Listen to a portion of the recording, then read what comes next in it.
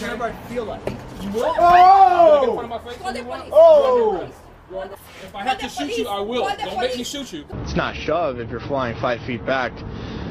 He was definitely trying to prove some point by getting physical. Get on the ground now! I'm a federal agent. 917-103. I'm a federal agent. Get on the ground!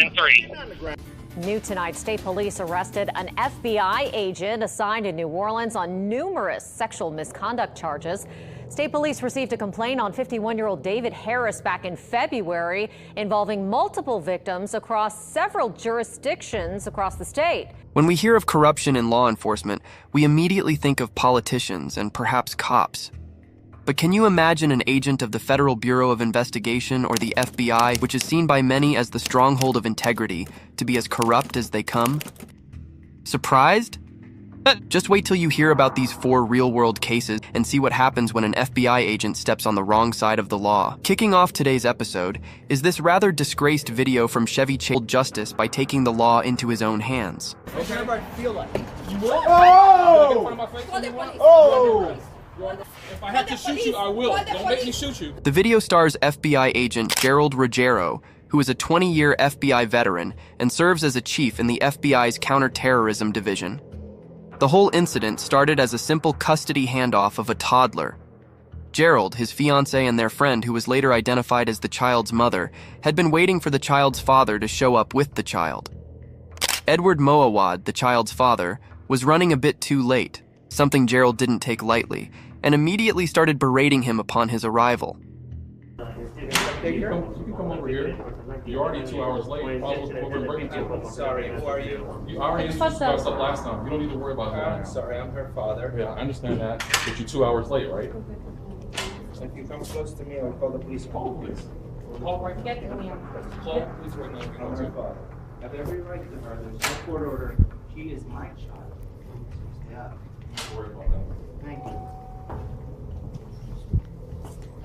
Right from the outset of their interaction, Gerald's demeanor towards Edward seemed pretty aggressive. The condescending tone, the walk-up.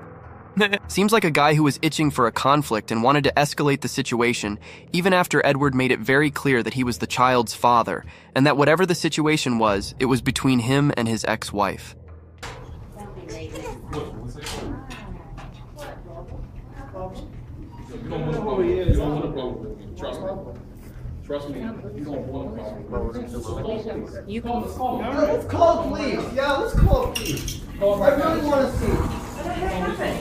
What happened? Why are you so freaking... Let's call police. No, call the police. You said you want to call the police? Call them. What Call is them going right on now. here? Call them. Right now. He's disrespectful.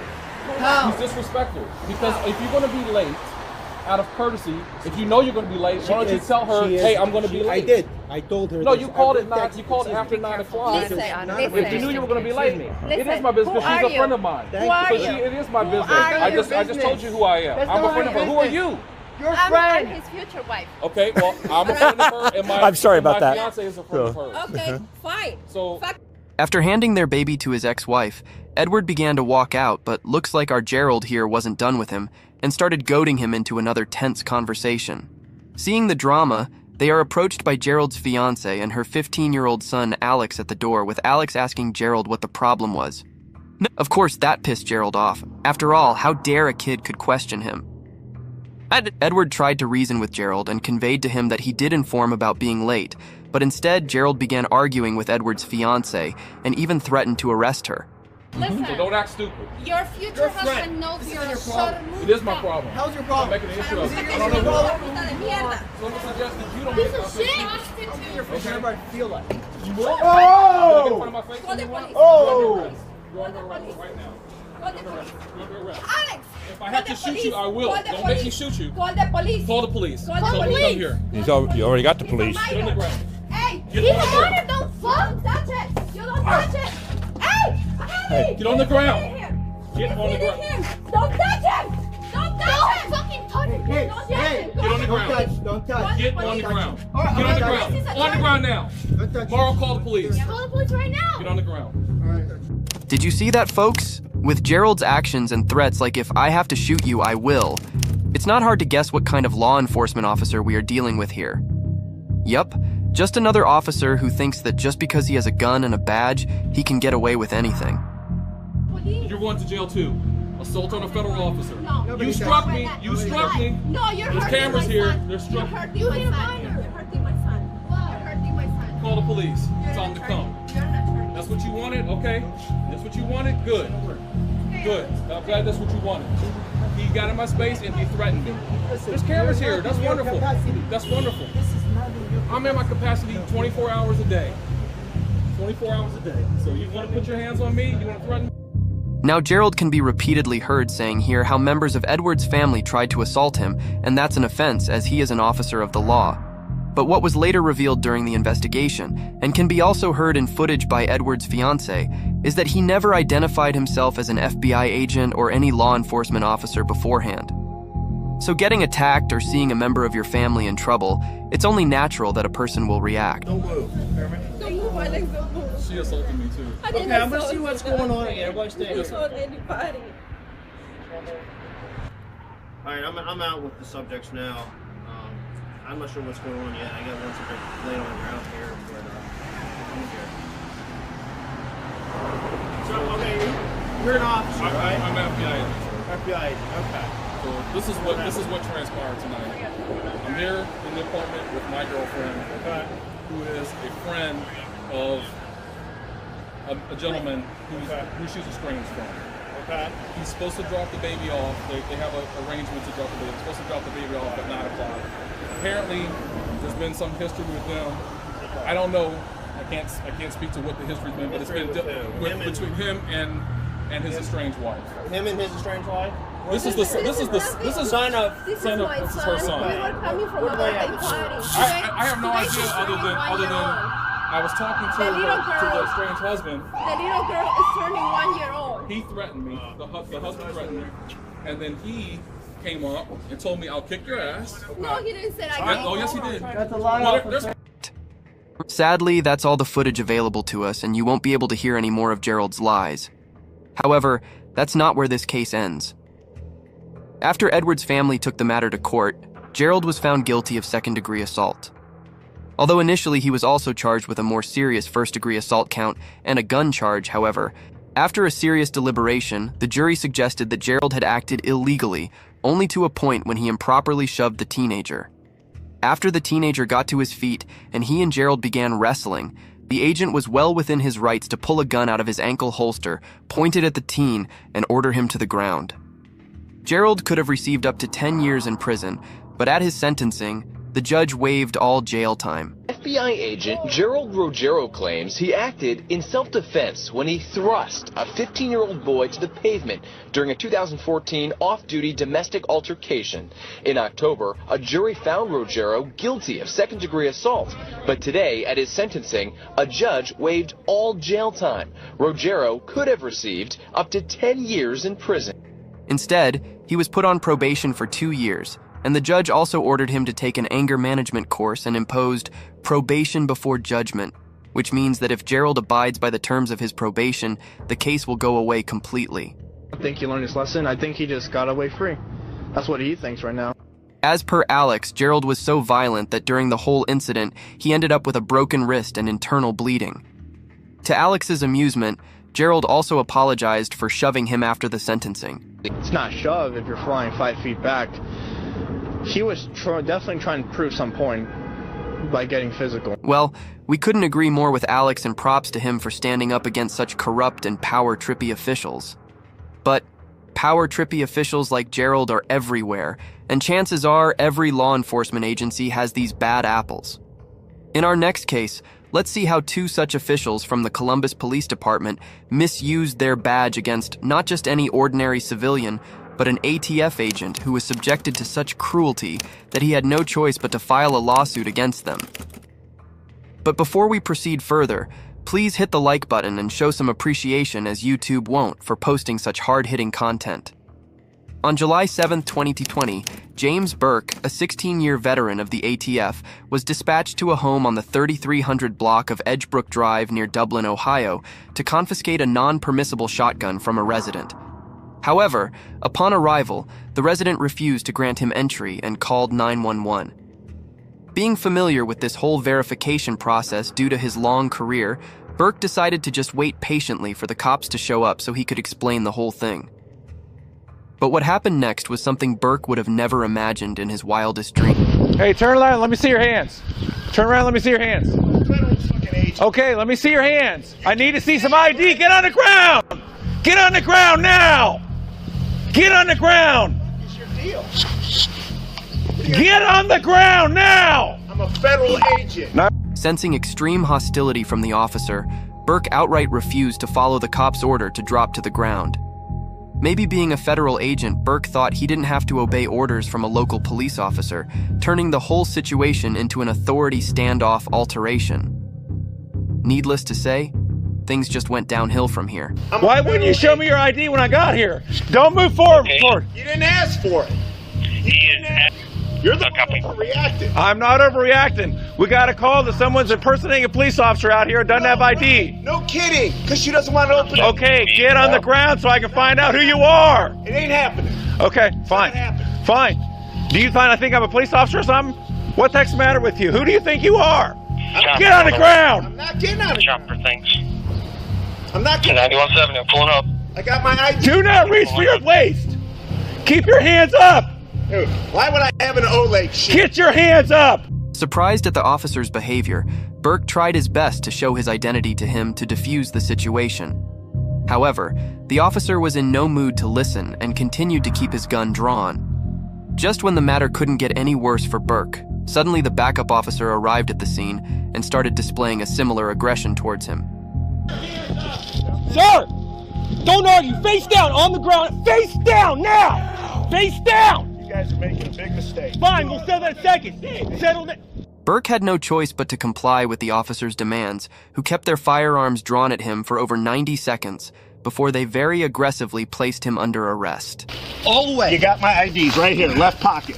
Left pocket. And we're gonna put your arm on your back. Wait a sec. Do not resist. I'm not resisting. You're acting like a moron. Wait a second. Wait a second. Wait a second. Don't do this. Wait a second. I got a medical condition. Get my license out of my pocket. We're getting you secured first. Please, wait. No. Hold on. I'm hyperventilating. Please, sir. I'm not. Stop resisting. Would you please get my ID out of my left pocket? Stop I'm resisting. You. My wife's please. It's right here. Resist. Please get it. I got one cuff on. Get your help me up. Just hold me up. Yeah. Sir, I can't do this. Sir, stop resisting now. Please help. Don't footage like this make you wonder whether these are men sworn to protect us or just bullies in uniforms? Apart from the uncalled aggression, these cops left no stone unturned in bullying Burke, and even decided to repeatedly use a taser on him despite him being face down on the ground and not putting any resistance. Get your taser out, my taser. Get your taser out. Get your taser out, Jill. No, don't do that, please. Please, just fine. Ow, don't do that. Okay. Here. Get him cuffed. Get him cuffed. It is cuffed. Get him cuffed. Get him cuffed. In pain, a poor Burke continued to tell the officers that he was not a suspect, but an ATF agent out on a case, and his ID was in his back pocket. The officers did check his ID, but surprisingly, even after the confirmation, they continued with the arrest and put him in the back of the patrol vehicle. Why would you make us do this? I didn't want you to. I wanted to. Wait. No, you knew what you were doing. Sir, calm down. Relax. Sir, hey, guys, please, just talk to me for 1 second, please. Get in the car. No, we'll talk later. Sir, wait. You had your chance. No, I was trying to give you my creds. You didn't let me show them to you. You never once tried. I did. Get in the car. Wait. Now. Have a seat. Please, wait. I gotta breathe. Okay, please, sir, let me breathe. Sit down and breathe. Let me breathe. I have a medical condition. We're gonna get air to you. Get your legs in. Get your legs in. We're closing this door. The cops then forced Burke into the vehicle, ignoring all his pleas and explanations regarding his medical condition. After about an hour, Burke was released without any charges. Later, Burke decided to file a civil lawsuit against the Columbus Police Department and the 2 officers involved in the accident, accusing them of use of excessive force and unlawful arrest. It was also reported that the trauma had such an impact on Burke on both physical and psychological levels that he has since moved to an administrative role within ATF instead of field work. The latest update we have is from February this year, where a United States court declared that the force used by the officers was excessive and in violation of state law and Burke's rights under the Fourth Amendment. Our next case takes us to Lafayette, California, where a senior FBI special agent named Babak Brumand was found guilty of conspiring to accept at least $150,000 in cash bribes and other items of value in exchange for providing sensitive law enforcement information to a corrupt lawyer with ties to Armenian organized crime. Brumand served as an FBI special agent from January 1999 until his career was cut short in 2018 after search warrants were served on his home and businesses. He was responsible for national security investigations and was assigned to the FBI field office in San Francisco. As per the prosecutors, during his corrupt scheme, which started in early 2015 and lasted until December 2018, Brumand accepted cash, checks, private jet flights, a Ducati motorcycle, hotel stays, escorts, meals, and other items of value from an organized crime-linked attorney identified as one Edgar Sargsyan. Apparently, the two men were introduced at a Beverly Hills cigar club, and after noticing Brumand's expensive taste and affinity for a lavish lifestyle, Edgar saw it as an excellent opportunity to recruit Brumand. Soon after, Edgar started paying Brumand approximately $10,000 a month for information and protection, which Brumand more than willingly accepted. For example, one of the first demands of Edgar from Brumand was to search for his name in the FBI database and to defuse any further law enforcement interest in him. Then he asked Brumand to query the FBI database for Levon Termenjian, an Armenian organized mafia leader for whom Edgar had worked. Later in 2020, Termenjian was convicted in a Utah federal court of involvement in a $1 billion fraud scheme involving renewable fuel tax credits and was later sentenced to 40 years. Authorities also reported that in December 2015, Brumand searched a confidential FBI database for information about Sam Sarkis Solakian, a medical imaging company CEO. Sarkis was under investigation for defrauding the state of California of $250 million in workers' compensation claims, not to mention that all the cash and check bribes he received were then funneled into accounts for a Lafayette-based lice removal hair salon called Love Bugs LLC that Brumand and his wife owned. However, things took a tragic turn for him when he came under a cloud of suspicion by the FBI for repeatedly accessing the FBI case files on Termenjian. After an internal investigation took place, Brumand was arrested near his home in California's Bay Area and was found guilty of 1 count of conspiracy, 2 counts of bribery of a public official, and 1 count of monetary transactions in property derived from specified unlawful activity. The same jury also found him guilty of corruption and bribery, convened in a separate trial centered on a $2 million Lake Tahoe house, which federal prosecutors said was purchased in part by bribe money. For his crimes, Brumand was sentenced to 6 years in federal prison in February 2023. In addition to the prison sentence, the judge also ordered him to pay a $30,000 fine and to forfeit $132,309 linked to his criminal activity. Speaking of public safety, let's get on with our final case where a Louisiana FBI agent betrayed his badge by doing something truly unimaginable. David Lee Harris, an FBI agent from Louisiana, who was arrested in June 2021 for a string of sexual assault and related charges involving several victims dating back to 2016. He lived in Prairieville and worked out of the FBI's New Orleans field office. What's even more shocking is the fact that, in addition to his position with the FBI, Harris also worked as a colonel in the U.S. Army Reserve, a position he earned after decades of military service, starting with his 1992 graduation from West Point. His most recent assignment for the FBI focused on investigating crimes against children, including child pornography and other online crimes. Harris's crimes were first exposed in February 2021 after the Department of Justice Office of the Inspector General received a complaint letter from the father of one of Harris's victims. As per the letter, Harris exposed himself to the man's daughter, as well as another girl from Tyler, Texas, several times, and he was only able to find out about the whole incident after accidentally finding a letter between his wife and Harris, which talked about their affair and the exposure incidents. An investigation was launched by the IG and included sheriff's departments in Florida, Texas, and Louisiana, which were later shocked to know the depth of the agent's crimes.